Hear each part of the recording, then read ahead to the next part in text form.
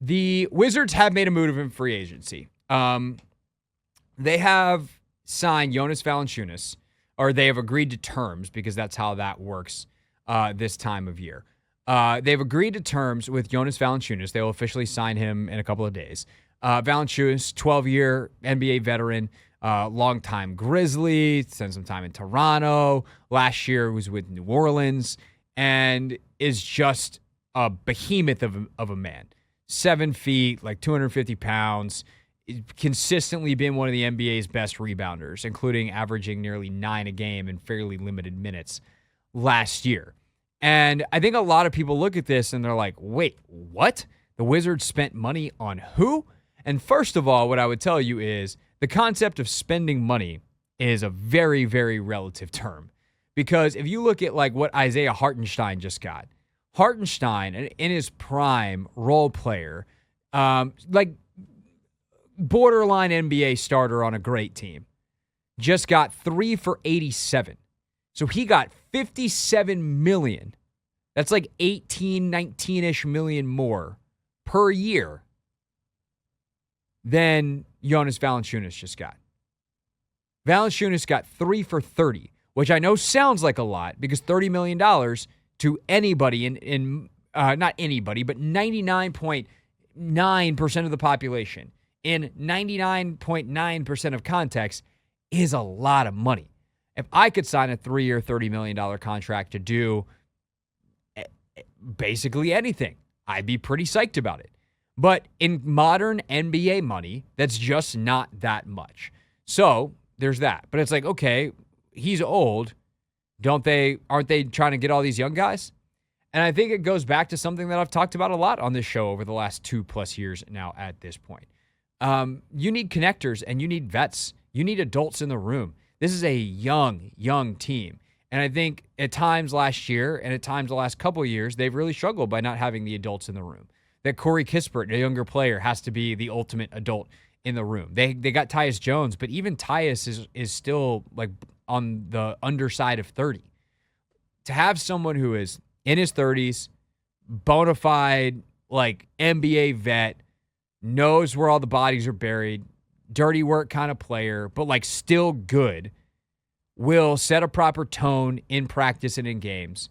He is a great addition in that realm to just be another adult in a room full of, and I mean this sincerely, kids. Like Koulibaly, George, Carrington, Sarr, they're kids. They're 19, now 20 years old, I believe, in Koulibaly's case. His birthday's coming up. Like, we are talking about guys that are very, very young. And can't vote. Or couldn't vote a year ago. Can't buy beverages. Like, that's how young we're talking. Actually, I don't know the French election rules. Can you vote when you're 18 in France?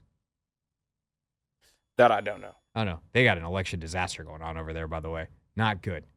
But this isn't the French politics show. Point is, getting a guy like Valanciunas is good for the room. But I think this is the underrated part of it. He's also good for the on-the-floor product.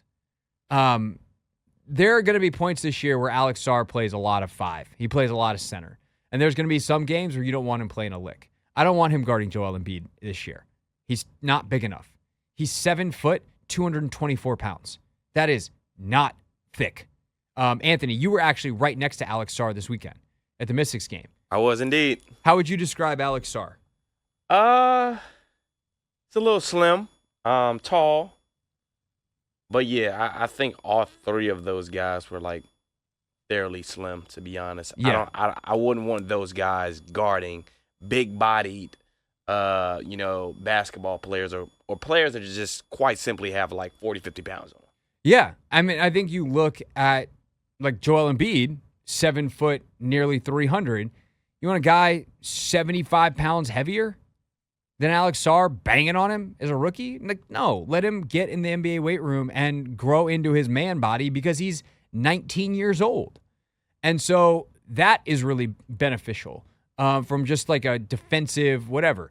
I think also something the Wizards really struggled with last year was rebounding the basketball. You add Sarr. Now you add Valanciunas. Hopefully you can finish possessions better this year. This is a guy that's played in some really, really good defenses over the years. Is he like a prime defender? No. Is he as mobile as he used to be? No. But he's played in some really high-level defenses. He knows scheme, sound tactics. And having that kind of guy around to anchor your back line is good. Do I think that Jonas Valanciunas is playing 35 minutes a night? Of course not. I'd be kind of surprised if he plays more than 25, 26. Probably in that 25 to 27 range, right?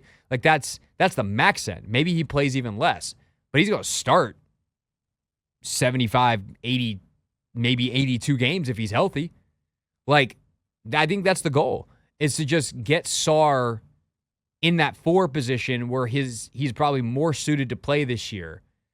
There will be some spacing issues. They've got to figure out some shooting, but that is a long-term, and that's also why Keyshawn George is here, by the way. And I think that in the short term, one, it's worth remembering, nothing matters this year record-wise except for being bad. Bad is good, and I know that's not very fun, but 2025 is when you plant your flag or get your ace Bailey or get your ace in the hole, if you will, whatever slogan you want to use. That's the year you get your stud. But in the meantime, good habits, protecting the young guys. By the way, a bit of attitude as well. Like, you don't mess with the Valanciunas team, so there's a toughness element that I think is very, very on brand with Brian Keefe. So for where the Wizards are and where they want to be, I love this move. I genuinely love this move. And by the way, if he plays really well, you could trade him in February. You could trade him a year from now. You could trade him 18 months from now. You can trade him in February of 26. You can do all those things because he'll be a coveted guy. But in the meantime, he clearly knows what he's signing up for. And he's not like so good that he's going to play out of the lottery, but he's the exact right type of guy to bring in. So I am bravo on the Jonas Valanciunas signing. I look forward to winning 18 games this year. 18? They're going to be not. How many did we win last year? 15. They'll probably win like 22. Okay. Sounds about They're right. better. Yeah. They will be better. Because Koulibaly should be better. I mean, losing Denny hurts. But if Koulibaly can be most of what... I mean, do you think it's outrageous for Bilal to average 15 and 6 this year? 15.6 boards? And what did he average last year? Why do you ask me such difficult questions? Sorry. Bilal Koulibaly stats. Bilal averaged last year, oh my God, 8 and 4. He averaged in his last 10 games. Well, he only played one game in the last 10 of the season. Yeah, I would say 15 doesn't sound too crazy. I'll probably lean 14 maybe. Well, I think that's a huge improvement. Avdia averaged 14.7 and 7.4. Yeah. So I don't think he'll hit those numbers this year, but I do think he'll come pretty close. Yeah. So if he averages 14 and 6, you're getting 90% of the production from Denny. And I think Bilal will be a better defender than Denny was. So you're not really losing a ton there. We'll see what Kuz is and if Kuz is on the roster. And because it does feel like that's the other part of this, right? Is there's got to be another trade coming. There's now one too many players in the front court. And whether that is Kyle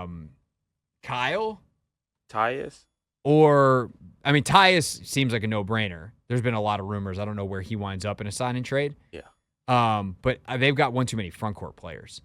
And I don't know whether that's Kyle on the way out or Bagley or Holmes. Holmes can't get traded until December because he just re-signed a deal. And when you sign a new deal, you can't be traded until later. So Rashawn Holmes is probably here. Valanciunas, Sarr, Kyle. Too many dudes at that 4 spot. 4-5, I should say. And Bagley. It's too much of your roster. I guess it doesn't have to be, though. I guess they could just keep all them dudes for right now. Right now. You need some guards. Yeah. Got Bub, got JP, got Corey. They're not going to keep Tyus, are they? Nah.